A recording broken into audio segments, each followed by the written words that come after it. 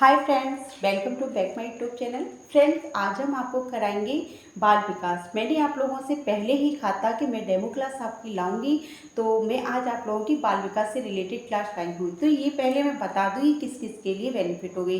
तो UP TET और C TET के जो भी स्टूडेंट के हैं उनके लिए तो इम्पोर्टेंट है ही है, पर लेकिन जो आपके LT TGT की तैयारी कर रहे हैं उनके लिए इम्पोर्टेंट है। उनके सब्जेक्ट में जैसे भी बाल विकास आता है, जैसे आपका मनोविज्ञान हो गया, आपका होम साइंस हो गया, आपका शिक्षा शास्त्र हो गया, जिसमें भी बाल विकास आता है वहाँ से ही टॉपिक आपके लिए इम्पोर्टेंट रहेगा। चलो स्टार्ट करते हैं। तो सबसे पहले हम ये देखते हैं कि बाल विकास होता क्या है। बाल विकास को इंग्लिश में चाइल्ड डेवलपमेंट कहते हैं। क्या कहते हैं? इंग्लिश में से चाइल्ड डेवलपमेंट कहते हैं। तो चाइल्ड डेवलपमेंट का मतलब होता है कि बच्चे का विकास कब से कहाँ तक होता है। तो जो बच्चे का विकास होता है वो जन्म से लेकर मृत्यु तक होता है। माँ के गर्भ से ही उसका स्टार्ट हो जाता है विकास। पर लेकिन विकास एवं वृद्धि, कुछ कुछ बच्चे कहते हैं कि मतलब वृद्धि तो आपकी कुछ एज तक ही होती है, तो वो आपकी किस में आएगी? तो आपकी ये वृद्धि इसमें आएगी, मात्रात्मक होती है, विकास आपका गुणात्मक होता है। तो मैं सबसे पहले इनमें अंतर बता देती हूँ विकास के और वृद्धि के। तो विकास आपका गुणात्मक प्रक्रिया है, विकास आपका जीवन पर्यंत चलने वाली प्रक्रिया है, वृद्धि आपकी कुछ सीमा तक होती है। विकास आपका गुणात्मक एवं पदात्मक प्रक्रिया है, वृद्धि आपकी मात्रात्मक प्रक्रिया है। विकास में आपके शारीरिक, मानसिक, आध्यात्मिक जितने भी विकास होते हैं वो विकास के अंतर्गत आएंगे। पर लेकिन जो वृद्धि होती है, आपकी माप तौल वजन जो नापा जाता है वो वृद्धि में आता है। वृद्धि सीमित क्षेत्र उसका सीमित होता है, विकास का क्षेत्र व्यापक होता है। यहाँ से क्वेश्चन बन जाता है विकास व्यापक क्षेत्र है कि सीमित क्षेत्र है। तो विकास आपका व्यापक क्षेत्र है और वृद्धि आपका सीमित क्षेत्र है। ठीक है, तो मैंने ये आपके अंतर बता दिए। अब जो सबसे पहले मैं अवस्थाएं बताऊंगी, उसके बाद ये सिद्धांत बताऊंगी। तो जो आपकी जो अवस्थाएं होती है वृद्धि विकास की, तो सबसे पहले आएगा गर्भाधान। गर्भाधान, फिर उसके बाद शैशवावस्था, फिर आपका आएगा बाल्यावस्था। बाल्यावस्था, फिर आपका आएगा किशोरावस्था,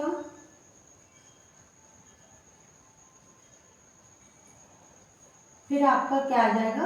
आपका प्रौढ़ावस्था है, वृद्धावस्था, प्रौढ़ावस्था, वृद्धावस्था, जरावस्था। ठीक है, सारी अवस्थाएं हम आप लोगों को बता ही दे रहे हैं। तो सबसे पहले आपकी क्या है? गर्भाधान। तो गर्भाधान ये कितने कहाँ से कहाँ तक होता है? जो एक मानव का तो 280 दिन सभी जानते हैं, 9 माह। ठीक है, 9 माह होता है आपके दिन के हिसाब से, आपका 280 दिन होगा। तो जब बच्चा गर्भ में होता है, माँ के गर्भ में 280 दिन माँ के गर्भ में होता है, 9 महीने। उसके बाद बच्चे का शैशवावस्था। शैशवावस्था आपका 0 से, ये काउंट नहीं होता है, 0 से 2 वर्ष तक के लिए आपका क्या? शैशवावस्था आ जाएगा। ठीक है, आपका बाल्यावस्था जैसे 3 वर्ष से 0 से 2 वर्ष तक आपका शैशवावस्था में आ जाएगा। और ये शैशवावस्था दो मतलब पूर्व शैशवावस्था और उत्तर शैशवावस्था। तो 0 से 2 वर्ष वाला तो पूर्व हो जाएगा आपका, और उत्तर में 2 से 6 वर्ष तक का हो जाएगा। ठीक है, ठीक है बच्चों, ये भी नोट कर लेना, 2 से 6 वर्ष तक के लिए। तो ये भी आपकी शैशवावस्था में आए, उत्तर शैशवावस्था एवं पूर्व शैशवावस्था। तो ये आपके इसमें शैशवावस्था में आएंगे। अब आपका 6 से 12 वर्ष तक आपका बाल्यावस्था हो जाएगा। ये भी आपका हो जाएगा उत्तरावस्था एवं पूर्व बाल्यावस्था एवं उत्तर बाल्यावस्था। मैं सही बोल रही हूँ, मुझे थोड़ी कंफ्यूजन हो रही थी कि मैं पूर्व बोल रही हूँ तो कहीं शैशवावस्था के अंतर्गत नहीं, पर मेरा सही है पूर्व शैशवावस्था एवं उत्तर बाल्यावस्था। आप लोग नोट कर लीजिएगा, 0 से 2 वर्ष तक, और उत्तर बाल्यावस्था होता है 2 से 6 वर्ष तक शैशवावस्था। ठीक है, अब आपका बाल्यावस्था आ गया, 6 से 12 वर्ष तक आपका हो जाएगा पूर्व बाल्यावस्था के अंतर्गत आ जाएगा, पूर्व बाल्यावस्था है ना, ये बाल्यावस्था। और उत्तर बाल्यावस्था आपका कितना हो जाएगा?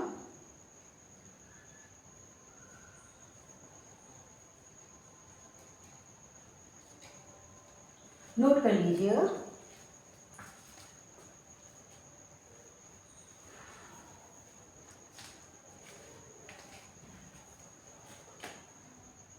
जो आपका ये था शैशवावस्था आपका 0 से 2 वर्ष तक ही रहेगा। ये 2 से 6 वर्ष तक आपका बाल्यावस्था में आ जाएगा। ये उत्तर बाल्यावस्था हो जाएगा आपका उत्तर बाल्यावस्था। और 2 से 6 वर्ष तक के लिए हो जाएगा आपका पूर्व बाल्यावस्था। 2 से 6 वर्ष तक के लिए पूर्व बाल्यावस्था। ठीक है, पूर्व बाल्यावस्था ये आप लोग ध्यान दे दीजिएगा क्योंकि यहाँ से क्वेश्चन आपके बनते हैं। तो गर्भाधान 280 दिन सब लोग जानते हैं 9 माह। शैशवावस्था 0 से 2 वर्ष तक की अवस्था होती है। बाल्यावस्था आपका 6 से 12 टोटली होगा, पर लेकिन इस तरीके से क्वेश्चन बन जाए पूर्व बाल्यावस्था एवं उत्तर बाल्यावस्था, तो पूर्व बाल्यावस्था आपका 2 से 6 वर्ष तक, उत्तर बाल्यावस्था 6 से 12 वर्ष तक। अब किशोरावस्था की बात करते हैं। किशोरावस्था 12 से आपका 18 वर्ष तक हो जाएगा। किशोर 12 से 18 वर्ष तक। प्रौढ़ावस्था 18 के बाद आती है आपके 19 से आपके 25 वर्ष तक समझ लीजिए। और प्रौढ़ावस्था तो आपकी 19 के बाद ही आएगी। वृद्धावस्था तो आप लोग जानते हो,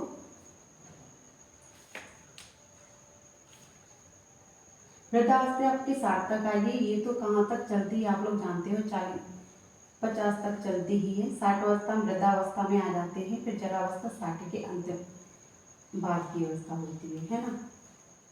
तो इस तरीके से आप देख लोगे कि मतलब, पर लेकिन ये आपका इम्पोर्टेंट नहीं होता है, हम ये बाल विकास में नहीं पढ़ेंगे। जो इम्पोर्टेंट होता है वो हमारा ये होता है, यहीं से हमारे क्वेश्चन बनते हैं, यहीं से हमारे क्वेश्चन आते हैं। तो ये हमें इम्पोर्टेंट है, इस पर हमारा ज़्यादा ध्यान नहीं है कि 19 प्रौढ़ावस्था कहाँ से कहाँ तक होती है। इसमें भी उत्तर प्रौढ़ावस्था एवं पूर्व प्रौढ़ावस्था होता है, तो ये हमारे लिए इम्पोर्टेंट नहीं है, बट ये हमारे लिए इम्पोर्टेंट है।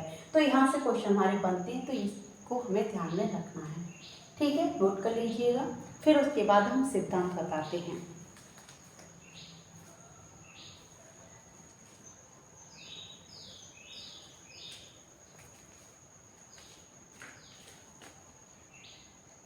ये 6 हो गए, यहाँ से 7 से 12 है। इसमें थोड़ी कंफ्यूजन आप लोगों को नहीं होनी चाहिए थोड़ी, क्योंकि ये अलग अलग राइटर के आंसर अलग अलग होता है, तो इसमें मुझे भी थोड़ा कंफ्यूजन हो गया था। जैसे कि कुछ राइटर बताते हैं बाल्यावस्था जो आपका होता है वो 0 से 5 वर्ष तक की शैशवावस्था बता देते हैं, पर लेकिन कुछ बताते हैं 0 से 2 वर्ष तक की बताते हैं। शैशवावस्था में भी आपके कुछ इंपोर्टेंट क्वेश्चन है। एक आप लोगों ने ये क्वेश्चन सुना होगा, मुझे ध्यान आ गया तो मैं आप लोगों को बता दे रही हूँ। जैसे नियोनेट और प्रोनिएट, तो ये शैशवावस्था के अंतर्गत ही आते हैं। यहाँ से क्वेश्चन बनता है जो बच्चा जन्म लेता है तो वो क्या कहलाता है। तो प्रोनिएटेड का मतलब क्या होता है, जब बच्चे की जो गर्भनाल होती है माँ के से अलग कर दी जाती है तो वो प्रोनेट। नियोनेट वो होता है जब उसकी गर्भनाल को काट दिया जाता है तो बच्चा अपना अलग हो जाता है। तो यही आपका प्रोनेट नियोनेट का मतलब होता है। फिर भी हम आगे आप लोगों को बताते जाएंगे कि और भी चीज़ें जो शैशवावस्था के अंतर्गत आती बाल्यावस्था में होती हैं वो हम निरंतर आप लोगों के साथ कंटिन्यू करेंगे। कोई छोटे छोटे पॉइंट होते हैं वो हमें ध्यान देने हैं, वो आपके यहाँ तक जो भी आप होम साइंस के स्टूडेंट हैं उनके लिए भी हैं, और जो आपके टीजीटी उसके टेट सीटेट की तैयारी कर रहे हैं उनके लिए भी। उनके लिए थोड़ा बेसिक है, पर लेकिन जो डीपली जाएंगे तो एलडी की तैयारी और टीजीटी के लिए जाएंगे। जैसे कुछ कुछ सब्जेक्ट यहाँ से शैशवावस्था से ही बन गए, कहाँ कहाँ से क्वेश्चन बनते हैं। जैसे आपके लेनगो क्या है और आपका वोम्बैक्सी क्या है, तो इस तरीके के क्वेश्चन बनते हैं वो शैशवावस्था में ही आते हैं। लेनगो और मेकेनिमियम क्या है, तो ये क्वेश्चन आपके आगे आएंगे, पर लेकिन मैं अभी डिटेल में नहीं कराऊंगी। थोड़ी थोड़ी आप लोगों की जब स्टार्टिंग क्लास होती जाएगी, जहाँ जहाँ टॉपिक आपके फंसते जाएंगे वो हम कंप्लीट कराते जाएंगे। तो अभी हमने ये आपकी अवस्थाएं बताई, अब हम देखते हैं बाल विकास के सिद्धांत। ठीक है, बाल विकास के सिद्धांत क्या है। सबसे पहले आएगा निरंतरता का सिद्धांत। निरंतरता का सिद्धांत पे आप लोगों को यह है कि मतलब विकास जो होता है निरंतर चलने वाली प्रक्रिया है। ये नहीं होता कि जैसे शैशवावस्था आ गया उसके बाद किशोरावस्था आ गया, ऐसा नहीं होता है। तो सहस्वस्था पहले गर्भाधान में बच्चा होगा, उसके बाद सहस्वस्था आएगी, फिर आपकी बाल्यावस्था आएगी, फिर किशोरावस्था आएगी, फिर बच्चा प्रौढ़ होगा, वृद्धावस्था आएगी, जरावस्था आएगी, फिर अपनी मृत्यु हो जाती है। ये क्रम चलता है आपका मानव का, है ना। तो जैसे निरंतरता का सिद्धांत का मतलब ही यह है कि मतलब बच्चे का निरंतरता हो रही है, कंटिन्यू हो रही है, उसका जीवन पर चलने वाली प्रक्रिया, कहीं हम रुक नहीं रहे हैं, हमारी एज बढ़ती ही जा रही है, थम नहीं रही है, वही होता है निरंतरता का सिद्धांत। समान प्रतिमान का सिद्धांत, समान प्रतिमान का सिद्धांत मतलब ये है कि समान तरीके से आपका विकास हो रहा है, ये नहीं है कि कहीं घट रहा है कहीं बढ़ रहा है। जैसे आदमी जब छोटा होता है फिर बड़ा होगा, बड़ा होने के बाद वो बूढ़ा भी होगा, तो ये समान प्रतिमान है ना। तो अब व्यक्तिगतता का सिद्धांत, हर व्यक्ति का अलग अलग सिद्धांत होता है। जैसे कि कोई व्यक्ति मोटा होता है, कोई व्यक्ति लंबा होता है, कोई व्यक्ति छोटा होता है, तो ये अपनी वातावरण के अनुसार, वंशानुक्रम के अनुसार, ये आगे आपका टॉपिक है वहाँ बताएंगे, ये अभी। तो व्यक्तिगतता का सिद्धांत है, सबका व्यक्तित्व अपना अलग अलग होता है, सबका व्यवहार भी अलग होता है, कोई क्रोधी होता है ना, कोई हंसमुख होता है, कोई अपना मतलब सामान्य होता है, तो यहीं से तो आपका बनता है। जैसे कोई राजनेता बनता है, कोई टीचर बनता है, कोई अध्यापक बनता है, इंजीनियर बनता है, तो वही आपकी अलग अलग व्यक्तित्व होता है, अलग अलग पर्सनैलिटी होती है हर इंसान की। तो यहीं से हमारा क्या हो गया, व्यक्तिगतता का सिद्धांत। ठीक है, नेक्स्ट हमारा है वंशानुक्रम एवं वातावरण की अंतक्रियाएं। तो वंशानुक्रम एवं वातावरण, जैसे आपका विकास है, आप जहाँ भी, जैसे कुछ लोग कहीं कहीं गोरे होते हैं तो कहीं कहीं काले होते हैं, तो जैसे कि मोस्टली आप लोग चीन वगैरह में देखते होंगे, वहाँ पे पहाड़ी जगह पर देखते होंगे, तो वहाँ पे लोगों का कलर थोड़ा फेयर होता है कि नहीं होता। तो वही है वातावरण का अनुसार। यहाँ हम लोग के जितने भी काले, मतलब गर्म प्रदेशों में जाओगे तो वहाँ पे डार्क कलर होता चला जाता है। श्रीलंका और आपका इंडिया में भी मतलब मिनिमम में ना काले हैं ना गोरे हैं, मतलब सामान्य, क्योंकि सामान्य वातावरण रहता है तो सामान्य कलर और होता है। वहीं हाइट की बात करें तो हाइट भी आपकी वंशानुक्रम एवं वातावरण के अकॉर्डिंग होती है। जिनके मम्मी पापा लंबे होते हैं, जिन तो बच्चे मोस्टली लंबे ही होते हैं, बाबा दादी उनके अकॉर्डिंग आते हैं, जिनके छोटे होते हैं उनके छोटे होते हैं। तो इस काले होते हैं तो काले बच्चे होते हैं, गोरे होते हैं तो गोरे होते हैं। तो ये वंशानुक्रम वातावरण पर ही आपका डिपेंड करता है। और नेक्स्ट हमारा क्या है, परामर्शिता का सिद्धांत। तो परामर्शिता के सिद्धांत में आपका ये है कि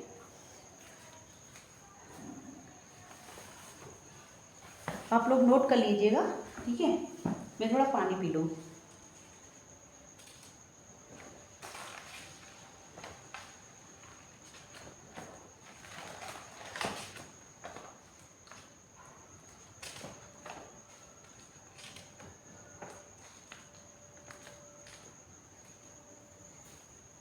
नोट कर लीजिए। हाँ, परामर्शिता का सिद्धांत, जिसमें सुधार नहीं हो सकता और जिसमें सुधार किया जा सकता है, वो परामर्शिता के समन्वय एकीकरण का सिद्धांत। समन्वय एकीकरण का सिद्धांत क्या होता है, जहाँ एकीकरणता होती है तो वो विकास के सिद्धांत के अंतर्गत आता है। तो मैं आप लोगों को बता चुकी हूँ बाल विकास में सिद्धांत कौन कौन से हैं और आपकी अवस्थाएं कौन कौन सी हैं और विकास एवं वृद्धि में अंतर क्या क्या है ना। अब हम नेक्स्ट क्या देखते हैं, नेक्स्ट हम देखेंगे जैसे जीन प्याजे आपके आते हैं, तो जीन प्याजे के अनुसार आपकी कौन कौन सी अवस्थाएं, यहाँ से क्वेश्चन आपका वेरी वेरी इंपॉर्टेंट है, बनता है। तो मैं कल कराऊँ या अभी करा दूँ, आप लोगों को बताइएगा। जैसे जीन प्याजे की अवस्था में ओनली करा दी थी, पर रिटर्न आपका कल करा दूंगी। जैसे कि आपका जीन प्याजे में 0 से 2 वर्ष तक की अवस्था होती है, वो क्या होती है, सहस्त्रता, ये तो मैंने आपके बता दिया, पर लेकिन जीन प्याजे के अनुसार संवेदी अवस्था होती है। ठीक है, क्या होती है, संवेदी अवस्था होती है 0 से 2 वर्ष तक। और सक्रियात्मक अवस्था उन्होंने जीन प्याजे ने बताई, सक्रियात्मक अवस्था कहाँ से कहाँ तक होती है, तो आपकी 7 से 12 वर्ष तक की सक्रियात्मक अवस्था होती है। उन्होंने 4 अवस्थाएं बताई हैं जीन प्याजे ने, आपकी बताई है, कौन बताई है, संवेदी अवस्था बताई है और पूर्व सक्रियात्मक अवस्था बताई है, सक्रियात्मक अवस्था बताई है और आपकी औपचारिकता अवस्था बताई है। और वो अवस्थाएं आपकी कहीं और से नहीं है, आपकी अवस्थाएं यहाँ से ही हैं। तो जीन प्याजे ने जो आपकी 0 से 2 वर्ष तक की अवस्था, जो हम सहस्त्रावस्था बोल रहे हैं, उसी संवेदी अवस्था बताया है। ठीक है, आपका पूर्व सक्रियात्मक अवस्था 7 से से 12 वर्ष तक की अवस्था होती है, जो बाल्यावस्था कह रहे हो, वो पूर्व सक्रियात्मक अवस्था बताइए। अब पूर्व सक्रियात्मक अवस्था में क्या क्या होता है, तो ये तो हम आपको डिटेल में कल बताएंगे, ठीक है। अब आपकी जो सक्रियात्मक अवस्था होती है 7 से 12 वर्ष की अवस्था होती है, और ये आपकी किस में आ जाएगी, ये भी आपकी बाल्यावस्था में ही आ जाएगी। और आपकी जो 7 से 12 वर्ष के ऊपर की जो अवस्था होती है वो औपचारिक अवस्था में आती है। तो ये सारी अवस्थाएं थी वो जीन पियाजे की अवस्थाएं थी।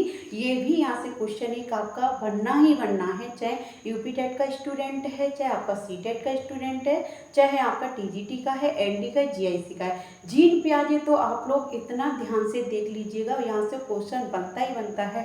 संज्ञानात्मक विकास दिया है जीन पियाजे ने, तो उस पर भी थोड़ा ध्यान दे दें, क्योंकि संज्ञानात्मक विकास आपका संज्ञान की बातें हैं, जैसे कि आपका ज्ञान है, विवरण है, बोध है, जो भी आपकी दिमाग से कार्य किया हुआ है, यहाँ से मोस्टली देख लीजिएगा, मोटी मोटी पहचान है जीन पियाजे। जहाँ दिमाग से कार्य किया हुआ है वो जीन पियाजे का है। बोध है, विश्लेषण, संश्लेषण, मूल्यांकन, जो भी कार्य है वो जीन पियाजे के अंतर्गत आते हैं। तो फ्रेंड्स, ये मोटा मोटा मैंने जीन पियाजे बताया है, फिर वृद्धि एवं विकास बताई थी, फिर हमने अपना अवस्थाएं देखी थी, कौन कौन सी अवस्थाएं होती हैं बच्चे में। गर्भाधान से बच्चे का विकास स्टार्ट होता है और आपका मृत्यु तक चलता है विकास, पर लेकिन जो वृद्धि होती है वो आपकी किशोर अवस्था तक ही चलती है, फिर वृद्धि हमारी रुक जाती है ना। तो जो विकास गर्भाधान में आपका मैंने बता दिया, जो 2 से 80 दिन होता है, ये आपका एलटी में क्वेश्चन आया हुआ था।